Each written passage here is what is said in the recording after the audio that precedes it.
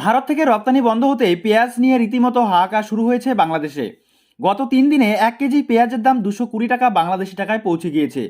পেঁয়াজ নিয়ে হাহাকার এমন পর্যায়ে পৌঁছেছে যে হবিগঞ্জ জেলায় 1 কেজির বেশি পেঁয়াজ কেনাবেচার উপরে নিষেধাজ্ঞা জারি হয়েছে।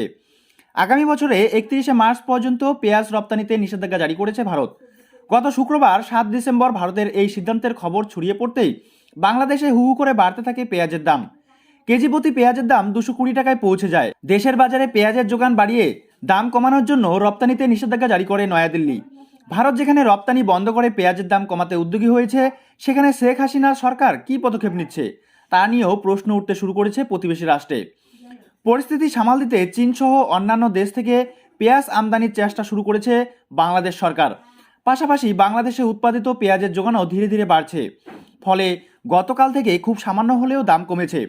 তবু এখনও দেশের অধিকাংশ জায়গাতেই 1 কেজি পেঁয়াজের দাম 200 টাকার আশেপাশে ঘোরাফেরা করছে। পেঁয়াজ নিয়ে হাহাকার এমন পর্যায়ে পৌঁছায় যে বাংলাদেশে অনেক জায়গাতে স্থানীয় প্রশাসন পেঁয়াজ কেনা বেচার উপর আর ঊর্ধ্বসীমা বেঁধে দেয়। যেমন হবিগঞ্জ জেলায় কেউ একেবারে 1 কেজির বেশি পেঁয়াজ কিনতে পারবেন না বলে নির্দেশ দিয়েছে জেলা প্রশাসন।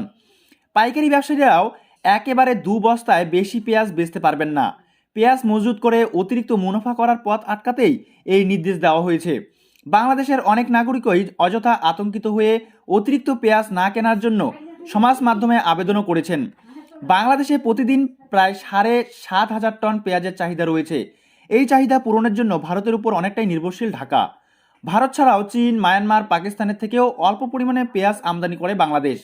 2019 সালেও ভারত পেঁয়াজ রপ্তানিতে নিষেধাজ্ঞা জারির পরে বাংলাদেশে একই ধরনের সংকট তৈরি হয়েছিল।